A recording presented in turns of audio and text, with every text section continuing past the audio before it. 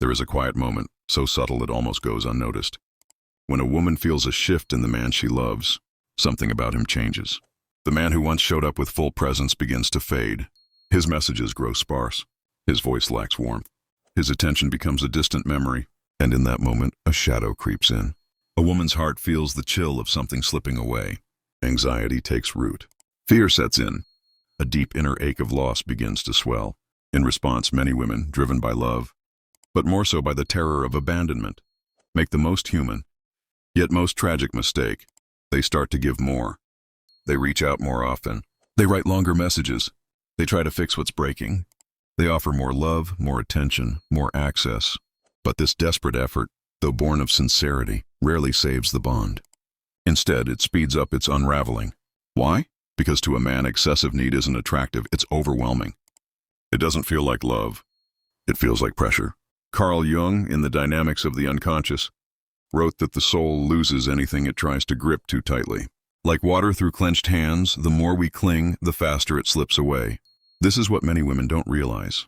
In the psychology of the masculine, what is rare is valued.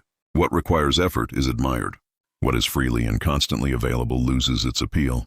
A woman who becomes overly available, constantly present, and emotionally transparent may, unintentionally, fade into emotional invisibility. Mystery dies, and with it, desire. Think of a priceless gem. If you could find it on every street corner, would it still feel priceless? Its value lies in its rarity, in its elusiveness. Desire is built on that same principle.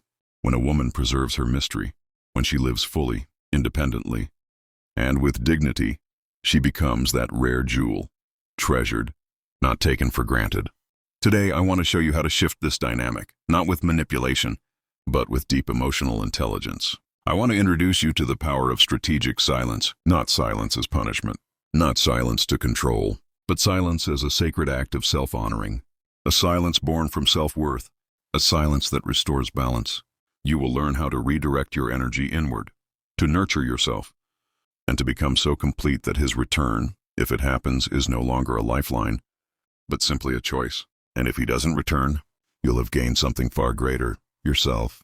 Because when a man starts to pull away, the pain a woman feels isn't always about him. It's about the collapse of the future she had imagined, the comfort his presence gave. The loss is not always tangible, but it cuts deep. Jung warned in Psychological Types that we often misinterpret what's happening inside us as if it's happening outside. We assume the pain is about him, but truly, it's about our own unmet needs and unresolved fears of abandonment.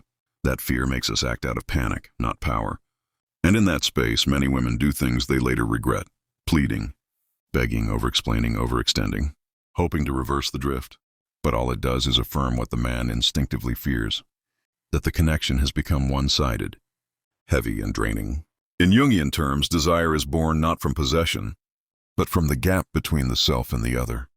It is in that space, in the mystery, that longing lives. When we try to close that gap prematurely, we snuff out the flame we so desperately want to protect.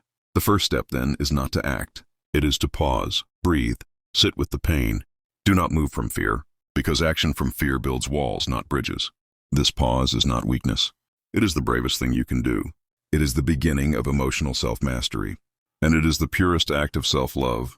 Many women think, if I just show more love, he'll remember and return. But this logic, though heartfelt, clashes with male psychology. Each extra message sent, each attempt to rekindle what is fading, doesn't reignite the flame, it dims it further.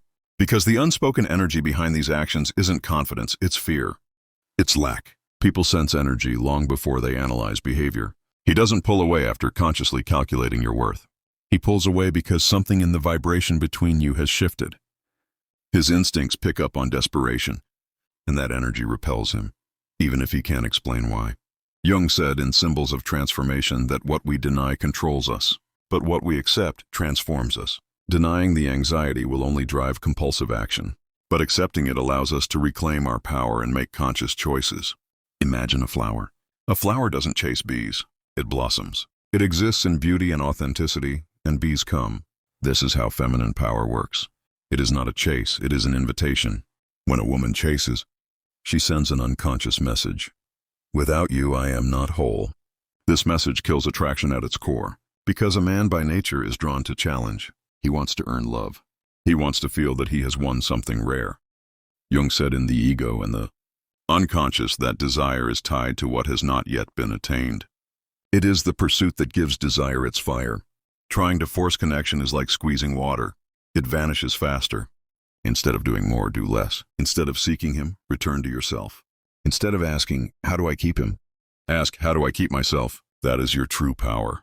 Because when you stop trying to be chosen and start choosing yourself, your entire energy changes. You stop being a request and you become a revelation. You stop being a question and become an answer. When the feminine soul is rooted in its own worth, it vibrates with serenity, mystery, and strength. This vibration not only attracts the right kind of man, it filters out those who cannot meet you there. A man not ready for a powerful woman will feel overwhelmed by her presence. And that is a gift, not a loss. This isn't about pretending or playing hard to get. This is about a radical shift in your relationship with yourself. A shift that says, I want you, but I don't need you. I love you, but I won't abandon myself to keep you. And it is in that shift, when you've let go of the chase, reclaimed your center, and stopped begging for love, that something powerful happens. He begins to feel your absence, not as punishment, but as a void. And in that void, he sees what he took for granted. He sees not a needy girl, but a radiant woman, whole, powerful, self-possessed. If he returns, it will be because he sees your worth, not because he was pressured. And if he doesn't return, you've already won. You have chosen yourself. The truth is, humans value what is rare. In love, just as in life, the easily obtained is often overlooked. When something is too available, we assume it will always be there. But scarcity breeds value, and desire thrives in its presence. Too often, in the name of love, a woman gives everything, her time, her attention, her identity, and in doing so, she unintentionally dissolves the very attraction she wants to preserve. A woman who stays active in her life, who cultivates friendships, follows passions, and keeps her own world vibrant, communicates something powerful. I choose you, but I don't need you to complete me. That energy is magnetic. Want to be unforgettable? Don't give him your life. Invite him to be part of the life you're already building. Be a universe he wishes to explore, not a satellite revolving around his. Balance your love with boundaries. Show interest without urgency. Be present but not constantly available. This is the true art of attraction. This is not manipulation, it is self-respect. What is common is forgotten. What is rare is remembered. You were never meant to be easy to obtain. You were meant to be cherished, admired, respected. When a woman senses that a man is pulling away, her instinct is to close the gap, to explain, to reach out. But true power lies in strategic silence. Not silence to punish, not silence filled with resentment, but silence as strength, a conscious choice. As Jung said, resisting an impulse is not repression, it is transformation.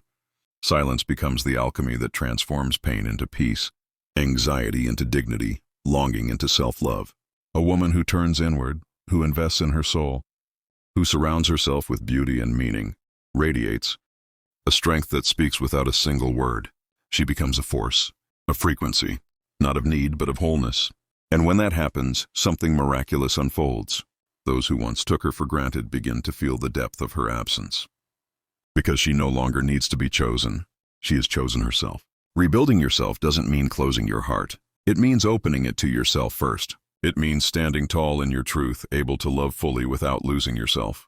It means whispering to love, "You're welcome here, but I don't need you to breathe." When he returns, if he does, he'll meet a different woman. One who can love him deeply but no longer needs to lose herself to do so. And if he doesn't return, it won't matter, because you've returned to yourself, and that is everything. Jung once said, "There is no coming to consciousness without pain." People will do anything to avoid facing their own soul. But you have chosen awakening. You have chosen courage. You have chosen you. Emotional mastery doesn't mean you feel nothing. It means you feel everything, yet choose with clarity. It means you can want someone and still choose silence. It means your worth isn't determined by who stays or who leaves. You become unforgettable not by chasing love, but by becoming love. The woman who knows her worth radiates power without saying a word. She doesn't beg. She doesn't compete. She simply is. And in that being, she becomes magnetic. He who once overlooked her will now feel her absence as an ache, and those who never saw her will now feel drawn, without knowing why. But by then, it will no longer be about them. It will be about you. The woman who no longer needs to be chosen because she has already chosen herself. If this message spoke to your soul, subscribe now and walk with me on this path of awakening, self-worth, and transformation. Because this is only the beginning of the most powerful version of you.